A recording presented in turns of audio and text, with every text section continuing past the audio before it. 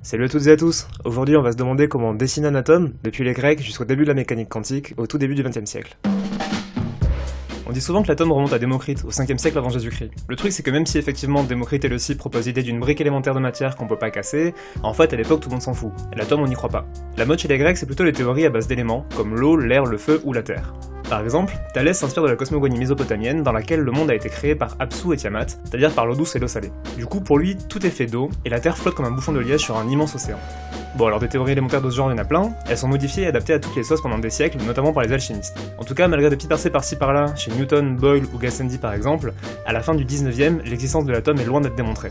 En travaillant sur un des mystères de l'époque qu'on appelle les rayons cathodiques, le physicien anglais Joseph Thomson découvre l'électron. Bon, lui à l'époque il appelle ça le corpuscule, mais c'est pareil. Il a fait ses expériences en utilisant des électrodes et un tube en verre rempli de gaz, et se rend compte que quels que soient les matériaux utilisés pour faire les électrodes et le gaz présent dans son tube, le rapport masse-surcharge des électrons est toujours le même. Du coup il se dit que les électrons sont présents au sein même de la matière, et propose un des premiers modèles de l'atome, le plum pudding, ou cake au raisin en français. Il imagine l'atome comme une pâte chargée positivement dans laquelle se trouvent des électrons, un peu comme des raisins dans un muffin. Cette idée-là plaît bien à tout le monde, elle est cohérente avec ce qu'on sait à l'époque. Jusqu'à ce qu'Ernest Rutherford vienne perturber tout ça. Aux alentours de l'année 1908, il est à Manchester où il travaille sur des particules qu'il a découvertes quelques années plus tôt qu'on appelle les particules alpha et qui sont émises spontanément par l'uranium. Il tente de développer une méthode pour les compter avec l'aide de Hans Geiger. Geiger prend un morceau d'uranium qu'il passe dans un tube en verre pour faire une sorte de canon à particules. Il met le tout en face d'une feuille de métal, derrière laquelle il place un écran qui va laisser des petites taches aux endroits où les particules l'auront touché. Il remarque que les particules traversent la feuille, que la plupart sont allées en ligne droite, mais que certaines ont été déviées. En fait, c'est pas tellement surprenant. Avec Rutherford, ils se disent que les atomes présents dans la feuille de métal ont dû dévier les particules quand elles passaient pas trop loin d'eux, tout va bien. Puis un jour, Geiger entre dans le bureau de Rutherford pour lui demander de trouver un sujet de recherche pour un jeune qui vient d'arriver, Marsden. Au départ, on sait pas trop quoi lui faire faire, mais faut bien lui trouver un truc. Du coup, Rutherford propose de voir s'il peut obtenir des particules renvoyées par la feuille, pas simplement déviées.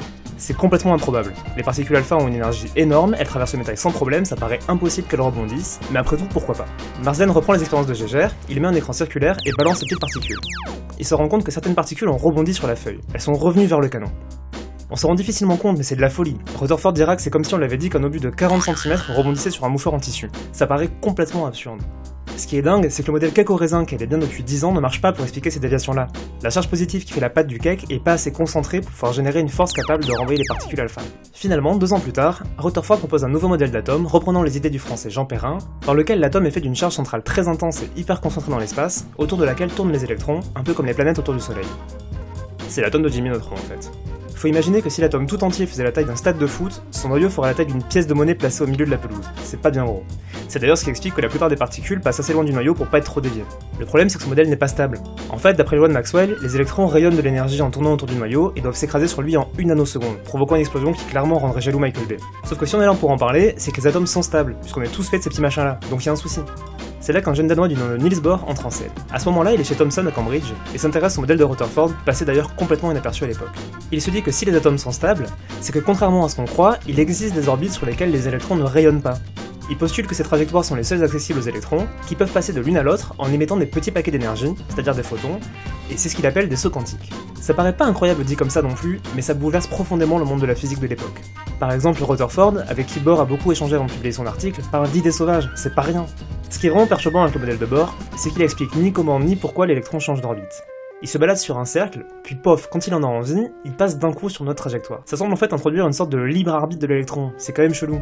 D'ailleurs Schrödinger, bien connu pour son fameux chat, aurait eu un échange assez violent avec Bohr sur la question. Vous devez comprendre Bohr, que toute cette idée de saut quantique conduit nécessairement à des absurdités.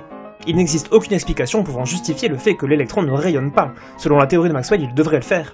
Si ces damnés sauts quantiques devaient subsister, je regretterais de m'être jamais occupé de théorie quantique. Oui, ce que vous dites est parfaitement juste. Mais cela ne prouve pas qu'il n'existe pas de saut quantique, cela prouve simplement que nous ne pouvons pas nous les représenter. En gros, pour Bohr, c'est complètement impossible de se représenter visuellement tout ce qui touche de près à la notion d'atome. Comme la physique à cette échelle est gouvernée par des lois complètement opposées à notre intuition, toute image est forcément fausse.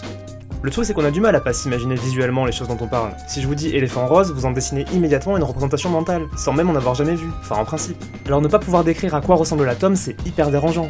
Ça veut dire que le truc qui compose tout ce qu'on voit autour de nous peut pas être dessiné. Et pas seulement parce qu'on n'a pas le bon crayon, mais juste parce que c'est impossible. Parce que ce truc n'a pas de représentation visuelle, c'est quand même dingue. Et pourtant le modèle de Bohr marche incroyablement bien pour expliquer tout un tas de phénomènes, notamment les raies de l'atome d'hydrogène ou les expériences de Frank et Hertz. En plus, elle va être à l'origine de la construction de la mécanique quantique, qui est une théorie incroyablement fructueuse en termes de résultats. Le travail de Bohr va être à l'origine d'un des débats philosophiques majeurs du siècle dernier, à savoir celui qui a tourné autour de l'interprétation qu'il fallait faire de la mécanique quantique. Mais ça, on en reparlera.